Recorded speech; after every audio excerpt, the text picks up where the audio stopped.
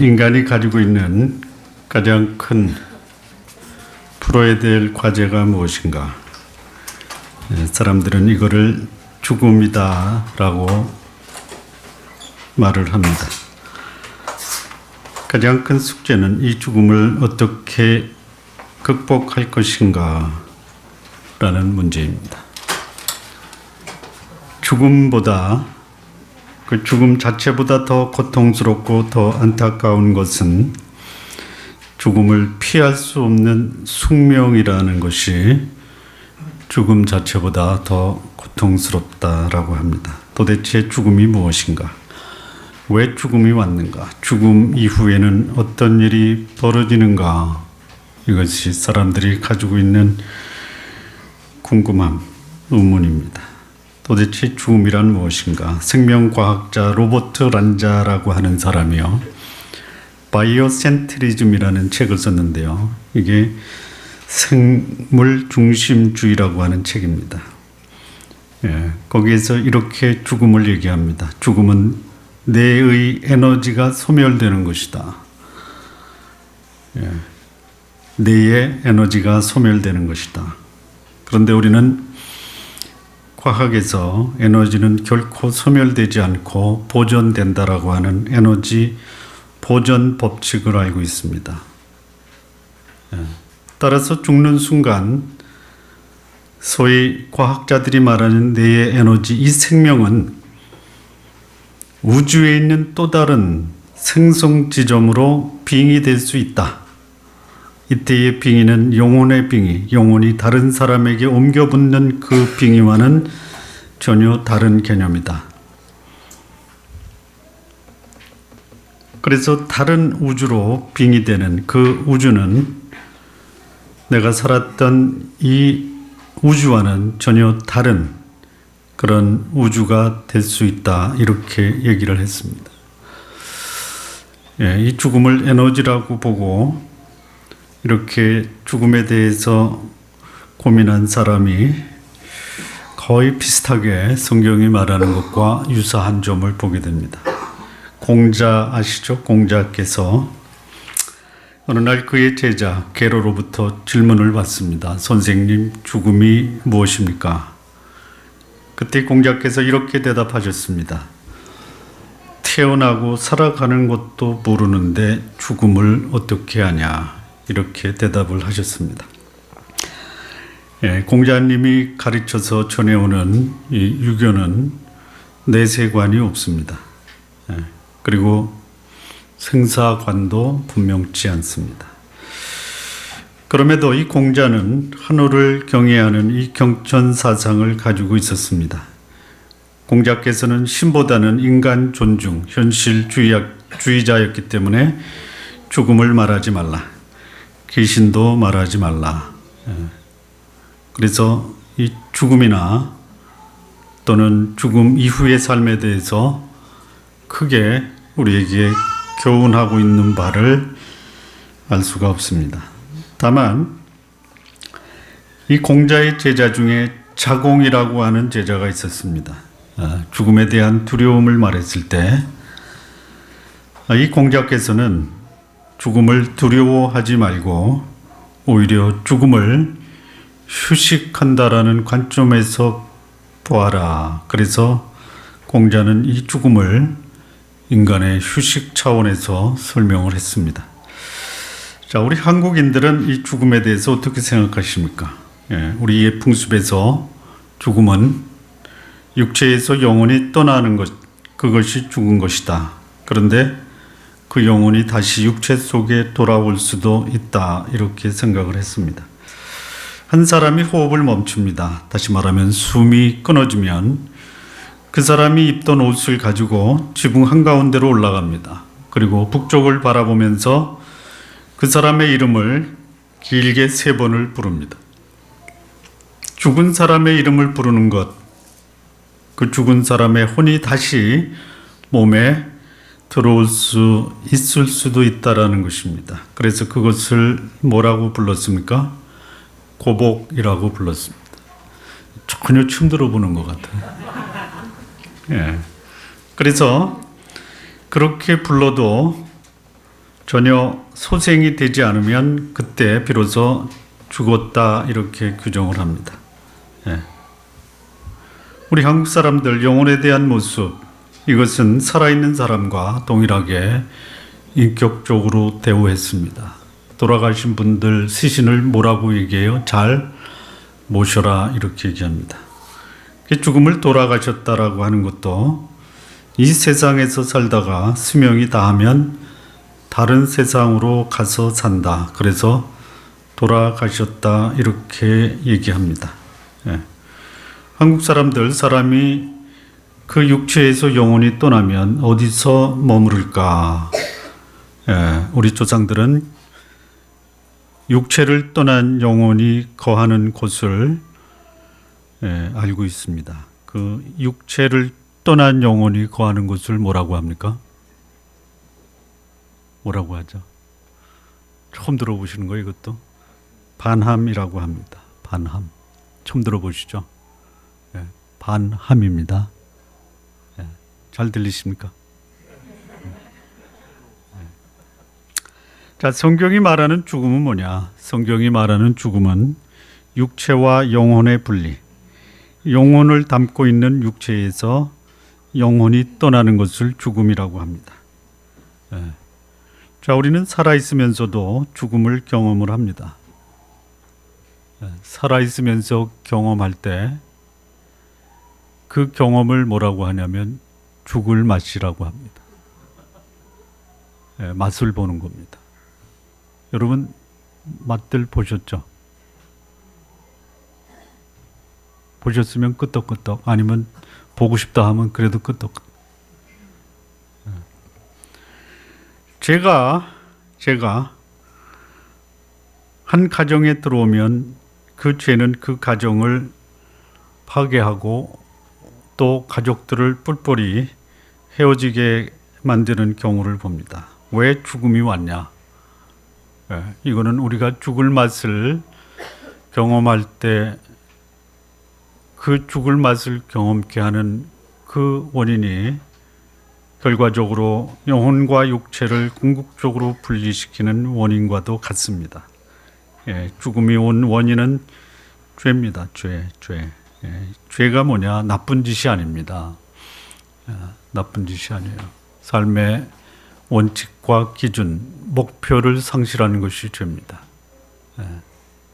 인간 관계에서 마땅히 지켜야 될 도리, 원칙, 기준, 목표가 깨어지면 그 결과 인간 관계가 깨어지는 것입니다. 예. 결국 우리 육체로부터 영혼이 분리되는 것도 이 죽음을 하나님과 우리 인간 관계의 분리가 결과적으로 육체와 영혼의 분리도 가져왔다 이렇게 얘기합니다. 죽음 후에는 그러면 그것으로 끝나느냐? 성경은 죽음 후에 심판이 있다라고 말씀합니다. 그리고 죽음 후에 어디로 갈 것이냐? 예, 그 죽음 후에 거할 것은 살아있을 동안 결정해야 한다라고 말씀합니다. 여러분, 고통 없는 곳, 소위 우리는 성경이 하나님의 나라 천국이다라고 합니다.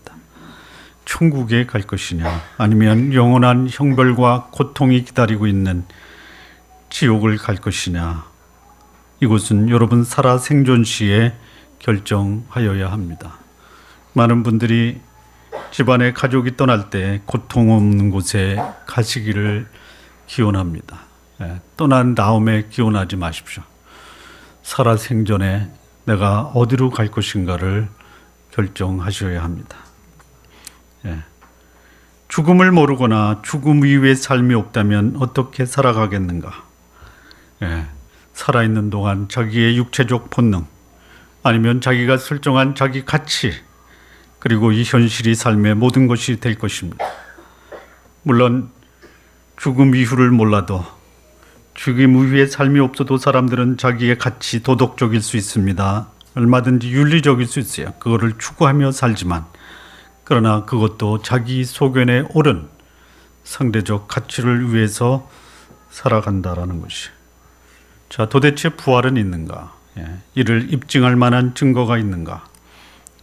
다양한 방법으로 인간은 부활과 영생에 대한 갈망을 해왔습니다. 모든 사람의 마음속에 영원을 사모하는 마음을 갖고 있습니다. 이 말은 간접적으로 말하면 나는 영원히 살아야 되겠다. 죽어도 다시 사는 부활의 삶을 나는 사모하고 있다는 것을 반증하고 있습니다. 또는 죽음에 대한 두려움이 있다는 것은 이것을 극복할 다른 대답이 있지 않겠는가라는 부활에 대한 갈망을 여전히 반증을 합니다. 여러분, 살아있는 동안에 행복하고 평안을 갈망하고 그것을 누리는 사람, 그거를 영원히 지속시키기를 원하는 마음이 있습니다. 또는 죽음 앞에서 무력감을 인식하는 사람들, 절대자가 계셔서 나로 하여금 이 인생의 무력감을 극복하고 새로운 소망 가운데 다시 살 수 있는 기대가 있어야 되지 않겠는가. 이것은 우리에게 부활에 대한 이 소망이 현실로 다가오기를 갈망하는 증거가 될 수 있다는 것이. 자, 이 본문은 오늘 예수님께서 부활하셨음을 기록하고 있습니다. 죽음은 인생의 마지막이 아니다. 무덤이 영혼과 생명을 가두지 못한다라는 것을 예수님이 몸소 보여주신 사건입니다. 죽음이 더 이상 인간에게 공포, 두려움의 대상이 아니다라는 것, 예수님의 부활을 통해서 입증하셨습니다. 예수님이 부활하셨습니다. 그런데 이 역사적 사건입니다. 그를 따르면서 그와 함께 교제했던 사랑하는 제자들, 가까운 사람들은 이 부활의 기적을 믿지 못하고 낙심했습니다. 슬퍼했습니다. 두려워했습니다. 절망 가운데 있었습니다.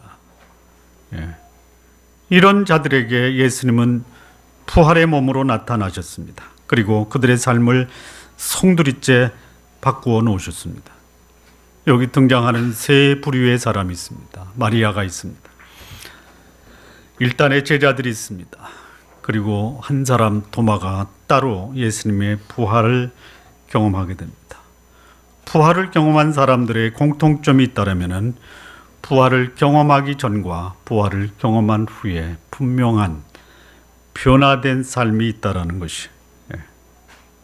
예수님의 부활을 경험한 자들에게 그들의 삶을 통해서 보여주는 그들의 변화가 오늘 우리들에게도 대단히 중요한 의미를 부여하고 있습니다. 부활을 경험한 자들, 그들은 어떻게 변화되었나요?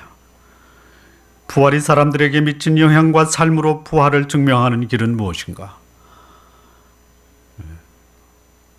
어쩌면 이 부활을 믿고 있는 많은 하나님의 사람들, 그들의 삶 속에서 변화되지 않는 그 안타까운 모습이 어쩌면 우리 시대에 복음이 전혀 위력을 드러내지 못하고, 그리고 하나님을 믿는 자들이 죽음 앞에서 절규하고 있는 그들에게 아무런 위로가 되지 못하는 것은 아닌지 모르겠습니다.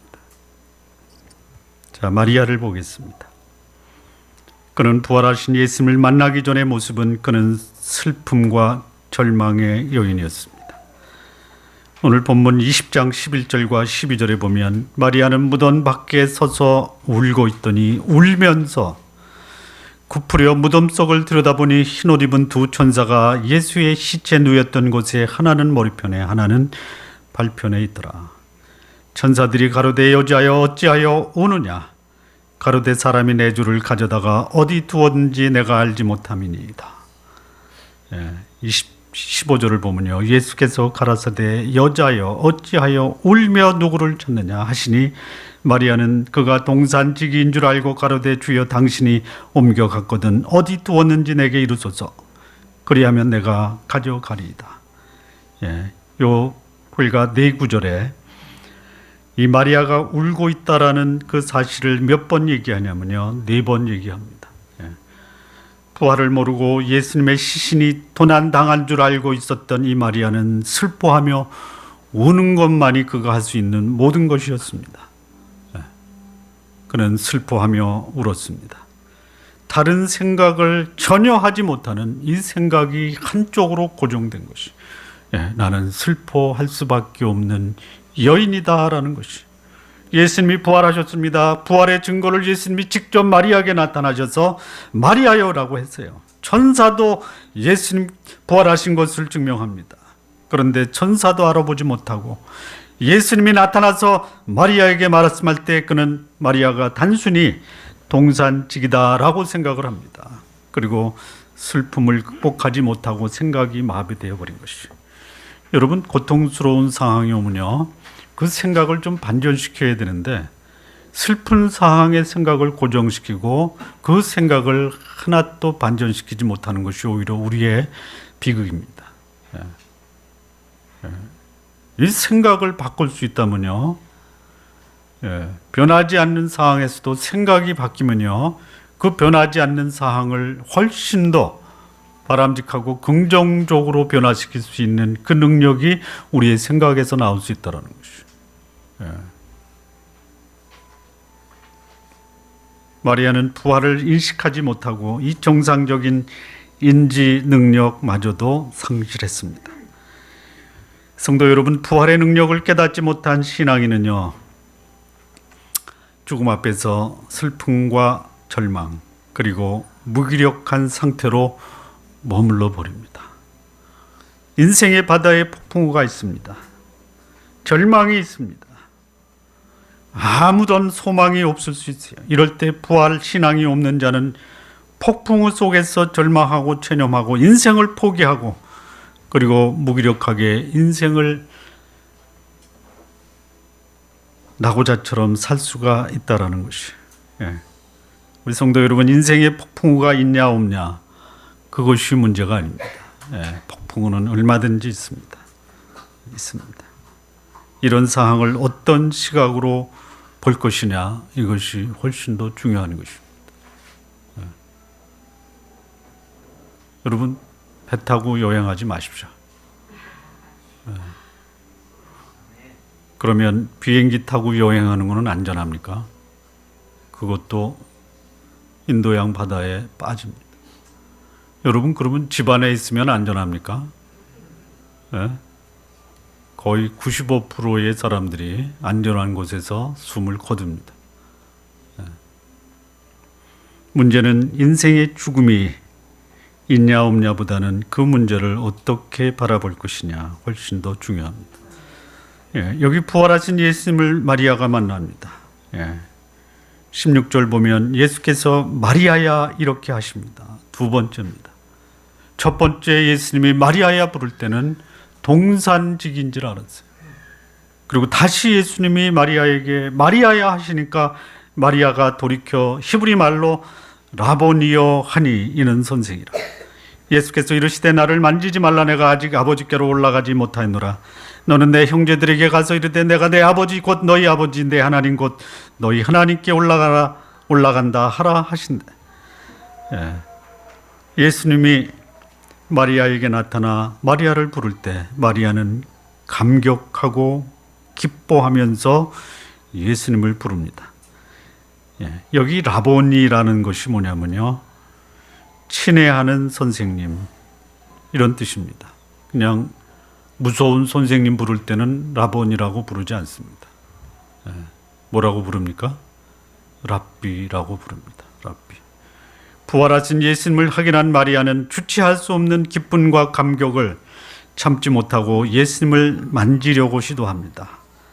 만지려고 시도합니다. 예수님이 만지지 말라 이렇게 얘기합니다. 이 만지다라는 것은요, 잡는다, 손을 댄다라는 의미도 있지만요, 다른 의미에서는요, 이 만지다라는 뜻이 뭐냐면요, 공격적으로 돌진하여 껴안다 이런 뜻이 있습니다. 마리아가 예수님이 부활하신 것을 확인한 후에 이성을 잃어버린 것 같습니다. 그렇지 않습니까? 한 여자가 한 남자에게 마치 공격적으로 돌진하여 껴안는 모습을 보면 이성을 잃은 겁니다. 그렇습니다. 부활하신 하나님 예수 그리스도를 만난 사람들, 그 감격이 자기의 이성조차도 잃어버릴 정도로 감격하고 행복하고 부활에 대한 경외감으로 주체할 수 없었다라는 것이죠. 이게 부활을 경험한 사람들의 예수님을 향한 삶의 모습입니다. 잠시 전에 보여주었던 이 마리아의 절망과 슬픔은 이제 행복과 감격, 흥분으로 바뀌었습니다. 부활 신앙을 가진 자는 죽음의 고통을 뛰어넘는, 죽음은 극복될 수 있다라는 확신과 부활에 대한 감격으로 현실의 고통을 담대히 승리할 수 있다라는 것이, 우리가 부활을 믿을 수 있다면, 아니 우리가 부활 신앙을 가질 수 있다면 암담한 현실 속에서 절망하지 않고 소망을 가지고 승리의 삶을 살 수가 있습니다. 우리 주께서 죽음을 이기고 승리하신 분이라고 우리가 믿는다면, 그리고 이런 분이 내 인생을 주관하시고 나를 인도하시는 분이라고 확신할 수 있다면, 나도 인생의 절망 속에서 회복하는 기쁨과 감격의 삶을 누려야 되지 않겠냐라는 것입니다. 자, 이 부활을 경험한 마리아는 감격했습니다. 그것으로 끝나지 않습니다. 감격에 머물러 있는 것이 아니라 이 부활하신 주님을 사람들에게 가서 증거를 합니다. 18절을 보면요, 막달라 마리아가 가서 제자들에게 내가 주를 보았다 하고 또 주께서 자기에게 이렇게 말씀하셨다 이러니라, 이런 말씀입니다. 부활을 경험한 자 그대로 멈춰 있을 수 없습니다. 누군가에게 증거해야 합니다. 내 삶을 송두리째 바꿔놓은 기적의 부활을 내가 경험했다면 이런 감격을 혼자서만 누릴 수가 없다라는 것이, 여러분, 증거할 수 없는 경험은 가치 있는 경험이 될 수가 없습니다. 부활이 가치 있는 경험으로 인정하는 자는 부활을 증거할 수 있어야 됩니다. 부활을 경험했음에도 불구하고 그 부활을 증거하지 않는다면 이 부활을 가치 있는 경험으로 인정하지 않는다라고 고백하는 것과 다름이 없습니다. 마리아 자신이 경험한 예수님의 부활을 자기 인생에서 가장 귀한 가치 있는 경험으로 받아들입니다. 그리고 사람들에게 증거를 합니다. 증인이 되기 위해서 먼저 경험하십시오. 제대로 증인의 삶을 살려면 제대로 경험하셔야 합니다. 우리 쫀나무교회 성도님들의 삶 속에서 증인의 삶을 사는 부담보다는 부활하신 하나님 예수 그리스도를 경험 먼저 하시기 바랍니다. 두 번째, 제자들입니다. 제자들. 이 제자들이 예수님이 부활하신 것을 경험하기 전에는 어떠했는가?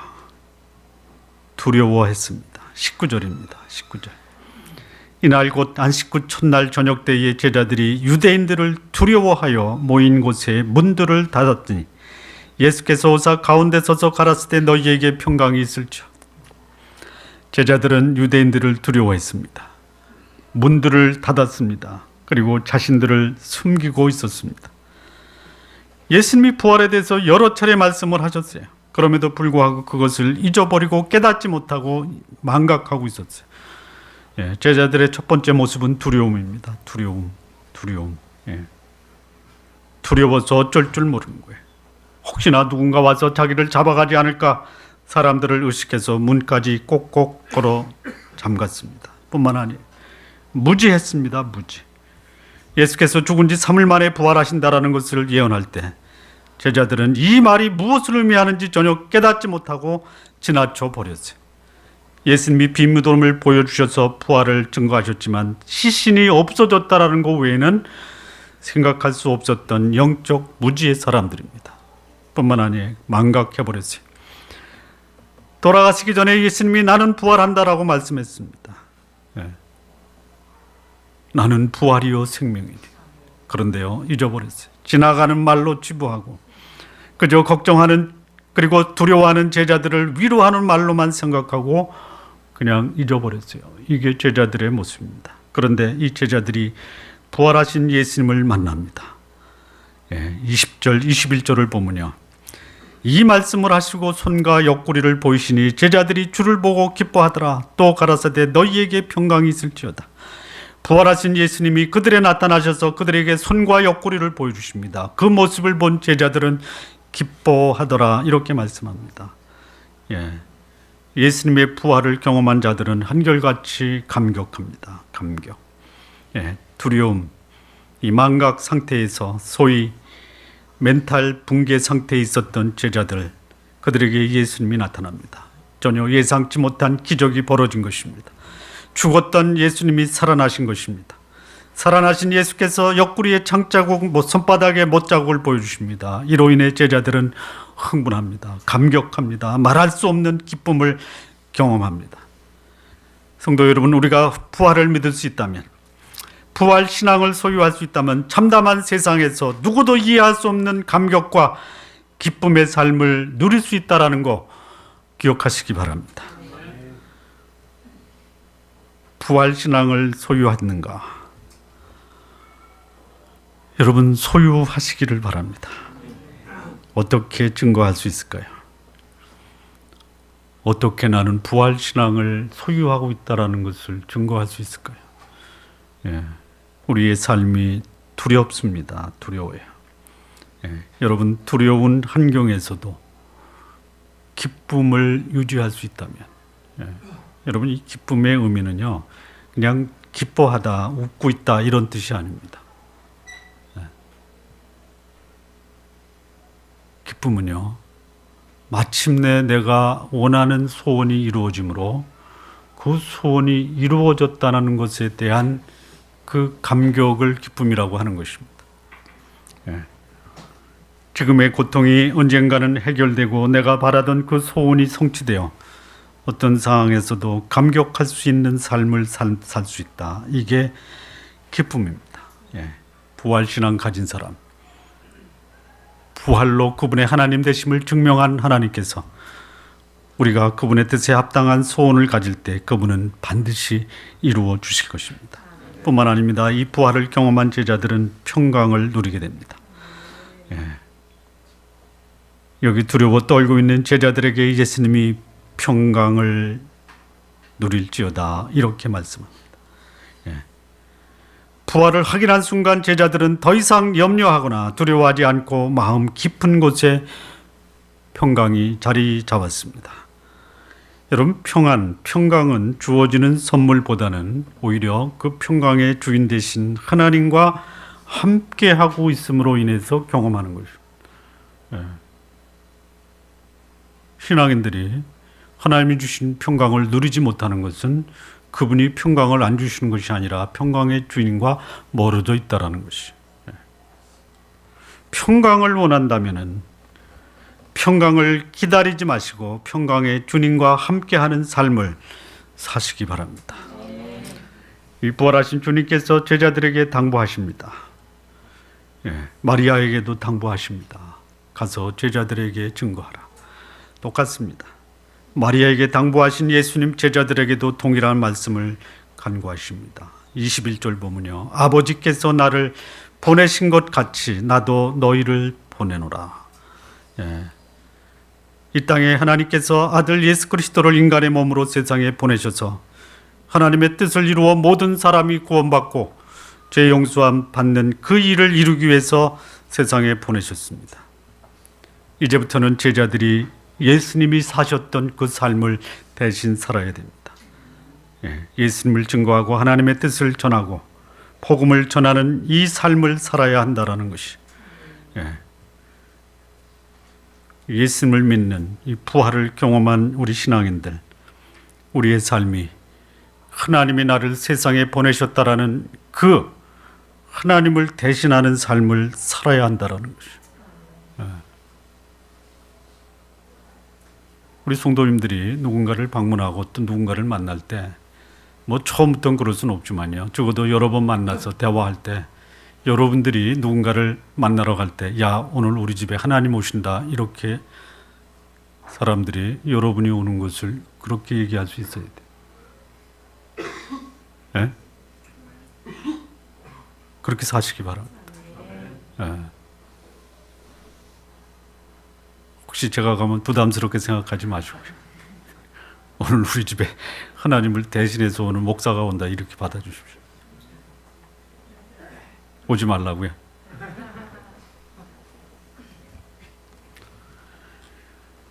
세 번째입니다. 세 번째, 이 도마를 좀 보겠습니다. 도마. 예수님을 만나기 전에 이 도마의 모습은요, 의심하는 사람이었습니다. 의심.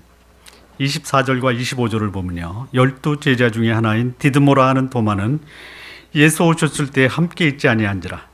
다른 제자들이 그에게 이르되 우리가 주를 보았노라 하니 도마가 가로되 내가 그 손의 못자국을 보며 내 손가락으로 그 못자국에 넣으며 내 손을 그 옆구리에 넣어보지 않고는 믿지 아니하겠노라.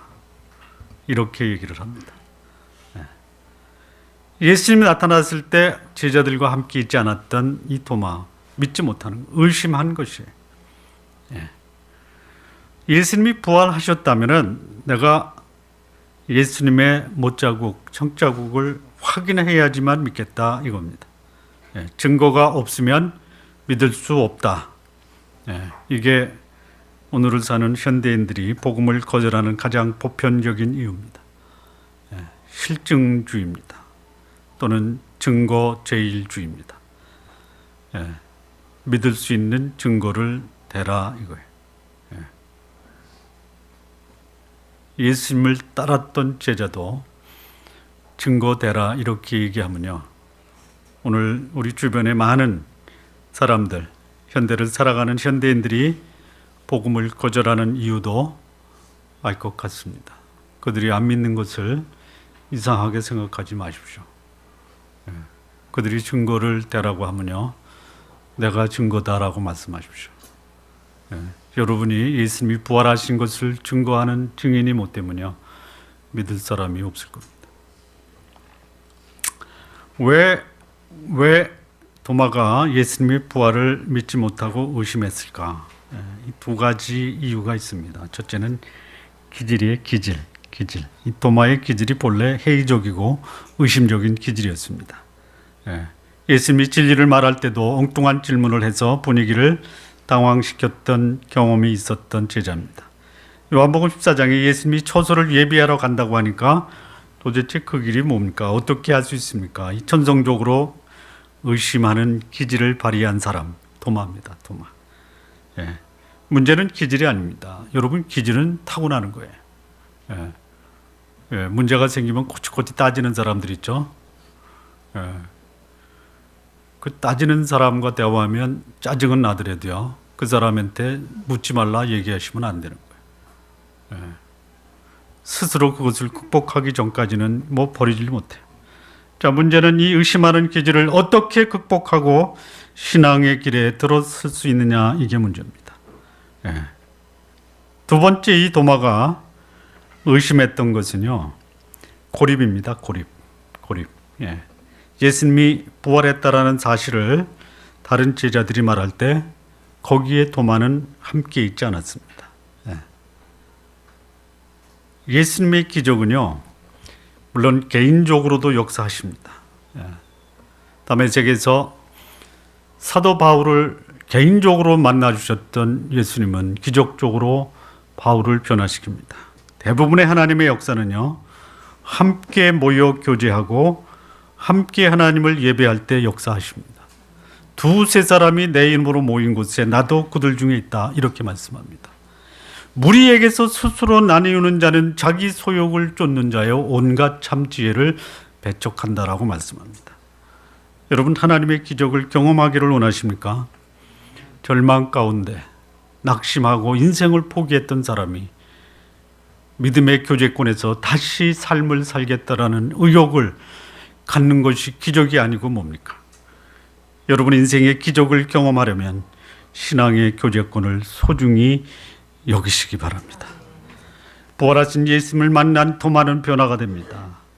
의심했던 제자가 확신하는 사람으로 변화가 됩니다.